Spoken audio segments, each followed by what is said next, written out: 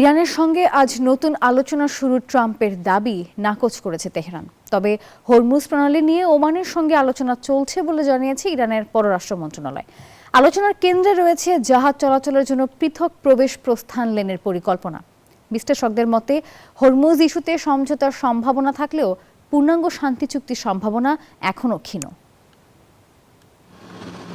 কূটনৈতিক মঞ্চে একদিকে আশার বার্তা, অন্যদিকে অস্বীকৃতির দেয়াল। ট্রাম্প বলছেন ইরানের সঙ্গে নতুন আলোচনা শুরু হচ্ছে, কিন্তু সেই দাবিতে সোজা সাপটা না বলেছে তেহরান। ইরানের পররাষ্ট্র মন্ত্রণালয়ের দাবি যুক্তরাষ্ট্রের সঙ্গে এখনো কোনো আলোচনা চলছে না।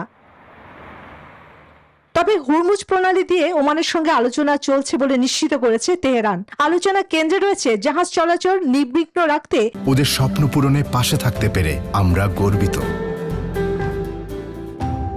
পৃথক প্রবেশ ও প্রস্থান লেনের পরিকল্পনা। এই প্রক্রিয়ায় কোনো বিদেশি হস্তক্ষেপ নয়, দ্বিপক্ষীয় আলোচনাকেই গুরুত্ব দিচ্ছে ইরান।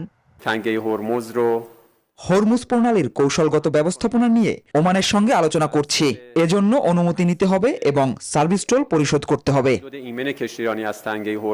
এদিকে কূটনৈতিক সূত্রের দাবি কাতার ও পাকিস্তান পরোক্ষ যোগাযোগের চেষ্টা চালাচ্ছে, যদিও এই বিষয়ে আনুষ্ঠানিকভাবে কিছু জানায়নি তেহরান। বিশ্লেষকদের মতে হরমুজ ইস্যুতে সমঝোতার সম্ভাবনা থাকলেও পারমাণবিক কর্মসূচি ও যুক্তরাষ্ট্র ইরান সম্পর্ক নিয়ে পূর্ণাঙ্গ শান্তি চুক্তি এখনো অনেক দূরের লক্ষ্য। চন্দ্রানী চন্দ্রা, নিউজ 24।